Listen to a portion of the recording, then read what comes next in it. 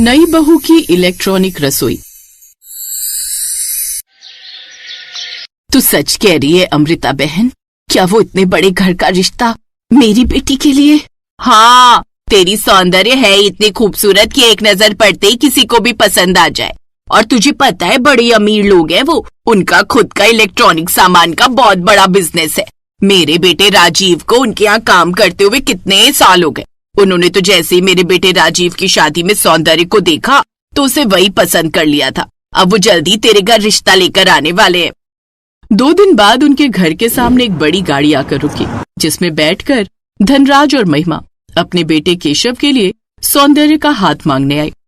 मुझे बड़ी खुशी होगी अगर आपकी बेटी हमारे घर की बहू बनेगी। मैं ऐसे ही किसी पढ़ी लिखी लेकिन सीधे साधे घर की लड़की को अपनी बहू बनाना चाहता था।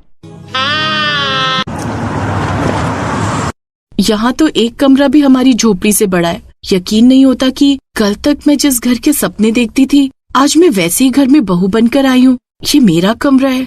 सच में मुझे तो रानियों जैसा महसूस हो रहा है। सौंदर्य अपनी सोच में पूरी तरह से खोई हुई थी। अरे सौंदर्य, तुम इतनी गहरी सोच में क्यों खोई हुई हो? मैंने तुम्हें कई बार पुकारा लेकिन तुमने सुना ही नहीं। तुम्हें पता है ना, कल तुम्हारी पहली रसोई की रस्म है। तुम्हें कल जल्दी उठना होगा। चलो अब सो जाओ।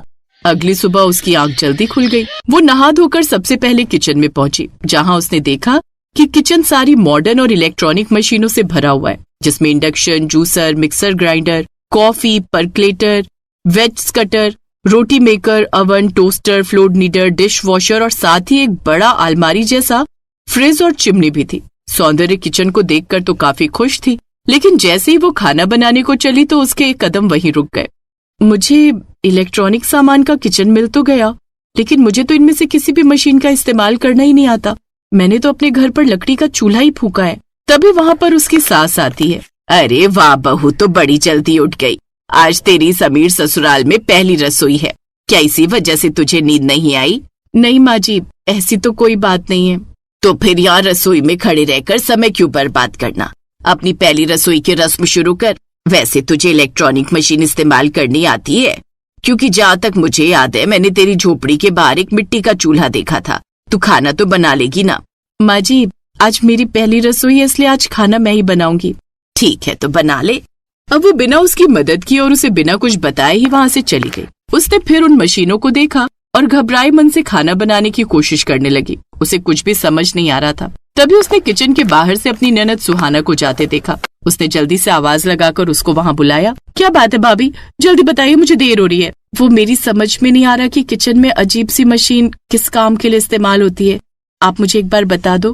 क्या भाभी, आपको इनका इस्तेमाल करना नहीं आता? और जहाँ तक मुझे याद है आपने कॉलेज भी किया हुआ है।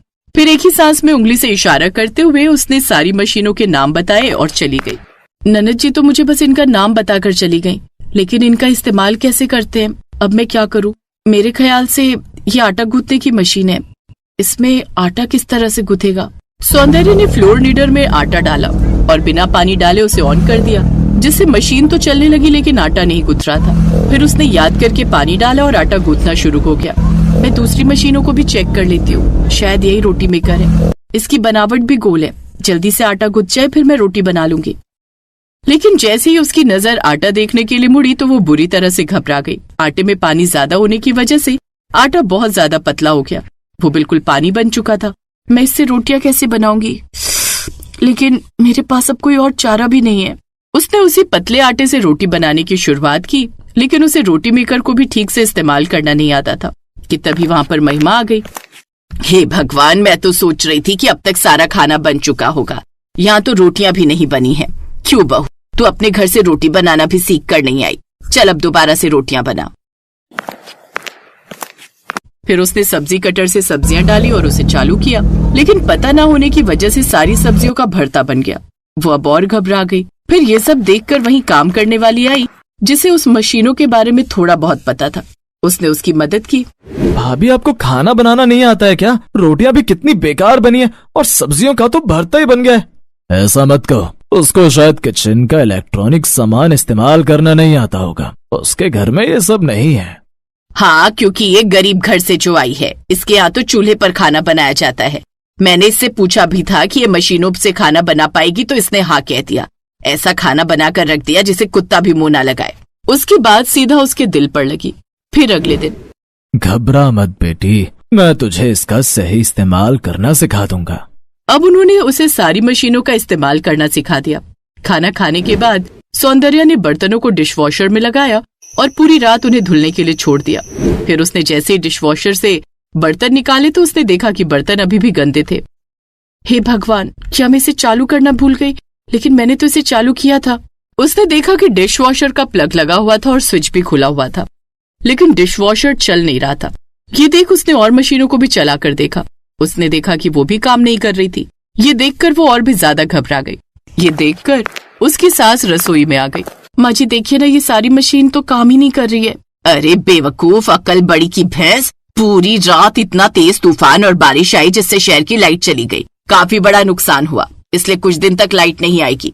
अब लाइट की मुसीबत आकर खड़ी हो गई। रोज रोज होटल का खाना खाकर वो सब परेशान हो चुके थे। ये सबसे परेशान होकर उसने अपनी माँ को फोन किया। माँ मुझे वापस बुला लो माँ, मैं अपने घर आना चाहती हूँ। मुझे नहीं चाहिए ये अमीर और आलीशान बंगला, मुझे मेरी झोपड़ी में ही रहना है। यहाँ तो गैस सिलेंडर तक नहीं है। वो अपनी माँ को सब बताती है। बेटी, तेरे ससुराल में ज्यादा ही बिजली की मशीनें हैं। रसोई में सिलेंडर और सिंक का होना भी जरूरी है। अगर वो होती तो आज तुम्हें यूं परेशान नहीं होना पड़ता। अब सौंदर्य को सारी बात समझ आती है। अब वो अपने पति से कहकर रसोई में एक तरफ वो सब चीजें भी बनवाती है। अब सबको उसके हाथ का खाना भी पसंद आता है। साथ ही अब उन्हें बिजली के किसी उपकरण पर निर्भर भी नहीं होना पड़ता। अब उसके ससुराल वालों को भी ये बात समझ आ गई।